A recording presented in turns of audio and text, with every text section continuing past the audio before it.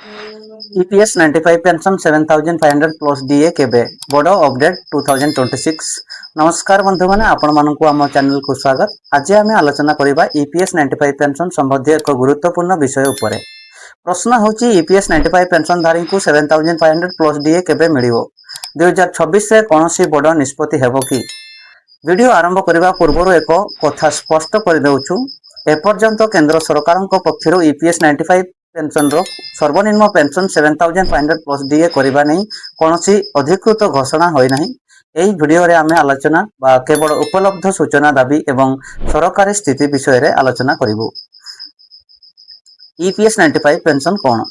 EPS 95 अर्थात employ pension scheme 1995 यह EPFO अधीन रे चालुथिबा एक पेंशन योजना। लक्ष लक्ष अवसर प्राप्त कर्मचारी यही योजना माध्यम पेंशन पाउछंती, किंतु अनेक पेंशनर्सधारी पेंशन आज मध्य बहुत कम, जहाँ वर्तमान दरमा बा दरदाम सह तुलना कले जीवन यापन बहुत कष्टकर। 7500 प्लस DA दाबी कहीं? EPS 95 पेंशनर संगठन वर्ष वर्ष धरी दाबी करछंती जे सर्वनिम्न पेंशन 7500 करा जाऊ। यह सो डियरनेंस अलाउंस बा DA मध्य जोड़ा जाऊ। वृद्ध पेंशनर्स धारी मेडिकल सुविधा मध्य बढ़ा जाऊ। यही दाबी को नहीं विभिन्न समय प्रदर्शन, स्मारक पत्र एवं आलोचना हो आसुअछि। सरकार कौन कहिसंती?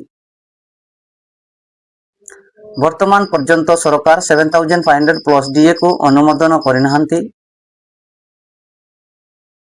सेतिपई सोशल मीडिया रे आसुथिबा 7500 मंजूर किंबा आसंता मास को लागू परी पोस्ट गुडी को जांच न करी विश्वास करंतु नहीं।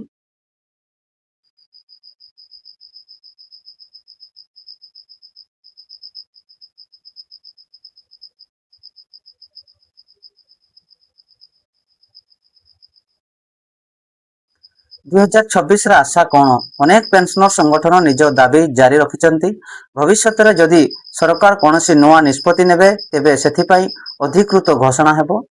से पर्यंत यह केवल एक दाबी भाव में रखा उचित ना कि अनुमति दो निष्पत्ति भाव में। पेंशनर्सधारी माने कौन करिवे? केवल अधिकृत सूचना को विश्वास करंतु। EPFO employ provident fund organisation और सरकारी विज्ञप्ति उपरे नजर रखंतु। भूल खबर को शेयर करंतु नहीं। निज पेंशन संबंधी दलील सठिक रखंतु। तेबे बंधु माने EPS 95 पेंशन 7500 प्लस DA केबे मिलिबो? यार सरल उत्तर हेउची एपर्यंत कौनसी अधिकृत तारीख किंबा घोषणा नहीं। दाबी जारी रहिछि, अनुमोदन होई नहीं।